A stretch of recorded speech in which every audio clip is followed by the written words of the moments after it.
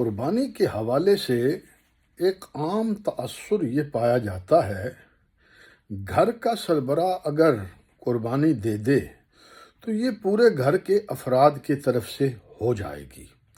یہ تأثر بالکل خلاف شرع ہے۔ گھر کے ہر فرد پر جو عاقل و بالغ ہے اور ایام قربانی میں وہ صاحب استطاعت یعنی صاحب نصاب ہے، اتنی رقم ان ایام میں اس کے پاس موجود ہے، وہ مرد ہے یا عورت ہے، یعنی خامند ہے، بیوی ہے، بیٹی ہے، بیٹا ہے، اس پر قربانی فرض ہے۔ ہر ایک نے اپنی اپنی طرف سے قربانی ادا کرنی ہے۔ جیسے ہر شخص مرد ہو یا عورت ہو، عاقل و بالغ صاحب استطاعت اپنا حج خود کرتا ہے، اور صاحب استطاعت